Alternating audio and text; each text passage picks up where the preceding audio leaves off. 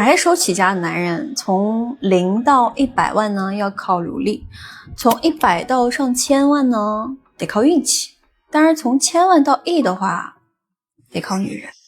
听起来很不可思议，对不对？当然我最近看了 James Damone 的这个采访，就是那个走遍全球采访顶级富豪的那个外国的那个博主，我相信你们都刷到过啊。我把他的采访里面所有提到婚姻和伴侣的片段全拉出来了，其中有78条长视频和137个片段，重点提到了择偶这个事儿。全部看完之后呢，我就发现顶级富豪嘴里的择偶跟普通人想的是完全是两套东西。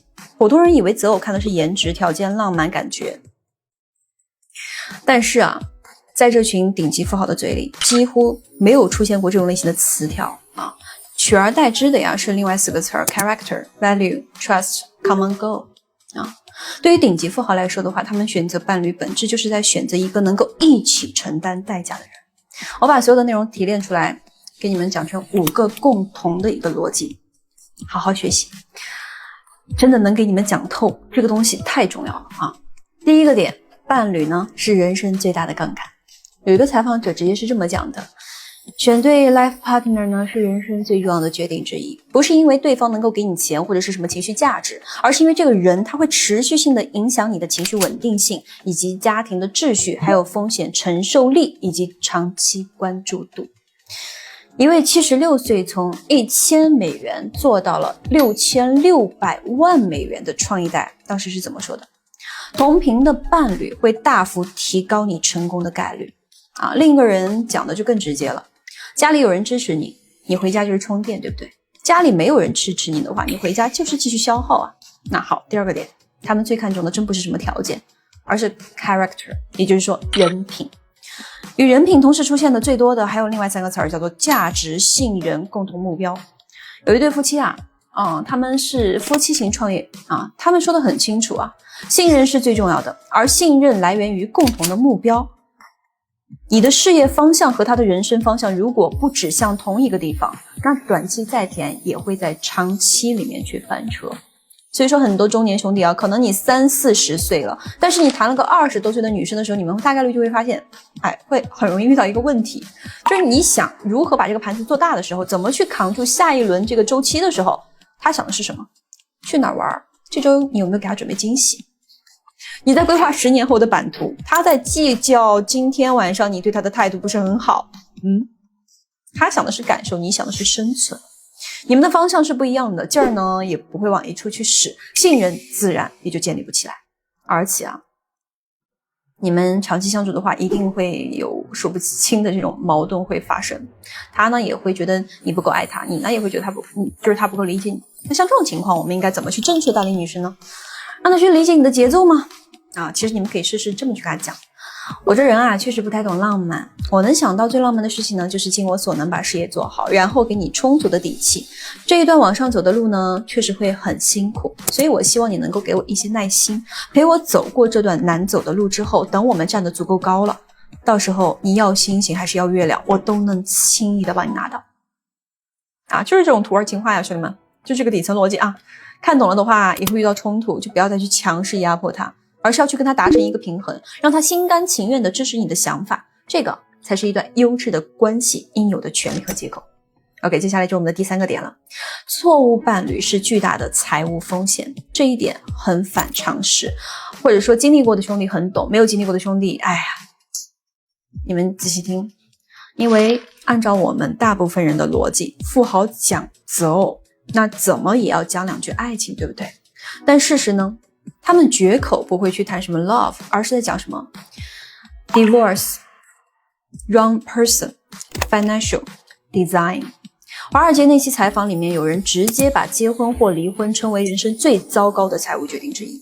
这并不代表着他们把婚姻和爱功利化，而是把感情当成了一种长期风险结构。你选错了人，损失的不只是钱哦，是精力、信用、家庭秩序以及事业节奏，你会全部一起崩的。那有兄弟又要问了，焦哥，那什么样的人才是对的人呢？兄弟别问我，多问问你自己。如果你现在正在接触的这个女人，你跟她聊天非常的舒服，见面呢也不尴尬，你给她花钱的时候你会觉得非常的爽，而不是很烦，那不用质疑了，那个人就是你契合的人可能你跟他现阶段的一些相处呢，还会有一些问题，但是你完全不用着急。焦哥毕竟帮过上万个兄弟了啊，我帮他们经营出了非常满意的一个感情关系。我很清楚优质的关系它不是找出来的，它真的是养出来的，兄弟们啊。所以说只要你足够的懂人性，足够的懂女人，那即便这个女生现在好像不是很成熟啊，天天甚至是让你焦头烂额的，但是你依然能够通过正向的带领让她慢慢的成长成熟，直到变成你想要的样子。而这个过程呢也是一种乐趣啊。接手一个成品号跟自己玩什么养成系啊，这种肯定是后者更有体验感。 OK， 好像说远了啊。接下来我们来讲一下第4个点吧。好伴侣的作用不是给建议，是减少内耗。一个女士在超跑采访里面有说过，如果说不是她的这个丈夫的推动和支持，她永远不会走到今天。非洲首富那一期其实也有谈到过，创业会牺牲大量的这个家庭时间，需要极其强大的伴侣在后面撑着，对吧？所以说兄弟们啊，对于一个创业者而言，真正优秀的关系不是对方多会赚钱，也不是说对方有多漂亮，而是他能不能让你省心。因为创一代的兄弟他真的是非常，就是他很难，不叫他，就是我们会很难。他靠自己的双手打破了家徒四壁，你们想一想，他每天处理的事情有多么的复杂，商场上的尔虞我诈，自己人的背叛，资金链的压力，这些都够他累的了。他回到家里面脑子里真的没有别的想法，想的就是休息。但很多女生呢，她不会像焦哥这个样子去创过业，对不对？她们理解不到这一层，所以她们有时候可能会对你有一些情绪，觉得你不够体贴，甚至是觉得你不够在乎她。这些其实也很正常，我们要理解她们。那我们应该怎么去做才能够让女生真正的去共情你，然后理解你呢？焦哥可以给你们一个一劳永逸的办法，立规矩。你可以在某一次这个女生闹情绪的时候跟她讲说，我知道你有时候呢闹情绪不是无理取闹，只是觉得我陪你少了，忽略你了啊，这个我是懂的，换谁心里都会不舒服。那这句话呀，其实就是在接住女生的情绪。女人她就是一面镜子啊，你用包容的态度去对她，那她就会用更温柔的样子去看你。好，然后就第2句话了啊，很多时候我也想要好好哄你，但是我这人啊嘴又很笨，说多了呢显得矫情，说少了呢又词不达意。这句话呢其实就在输出你的情绪，你给他一个接住你的这个窗口，对不对？所有的话你们可以根据底层逻辑去进行更改啊。你们再听一下第3句话吧。其实这点小事呢根本不值得我们去吵，对吗？我累的时候你让我缓一缓，缓过来了你的委屈我也都听一听，该赔你的该补的我一样都不会少。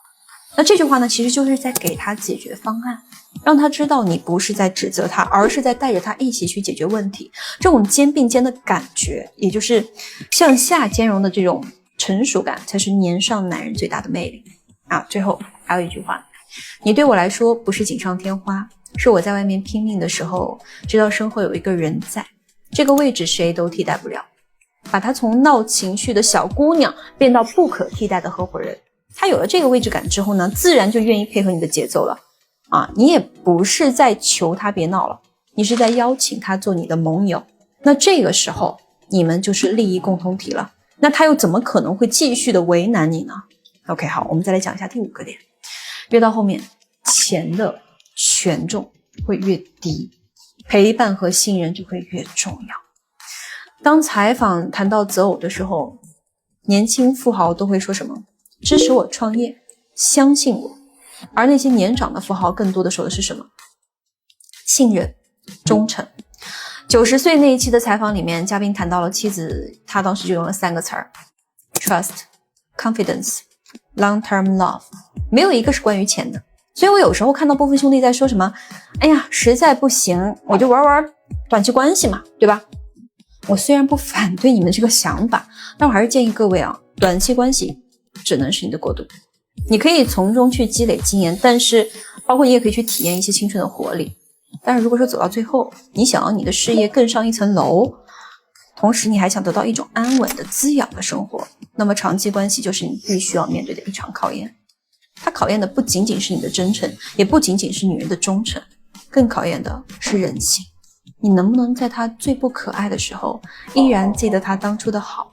她能不能在你日复一日的平淡里面不把冷漠当成成熟，不把敷衍当理所当然？长期关系会把你们最真实、最不堪、最脆弱的一面全部摊在一个人的面前。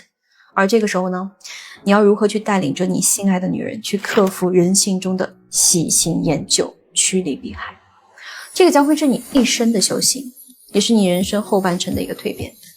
但恰恰啊，是因为你带着它克服了这些弱点，那最后呢，你们才会拥有一段真正滋养灵魂的优质关系。所以说兄弟们，保持学习，保持提升，多看交割，多学人性，多用人性。下课。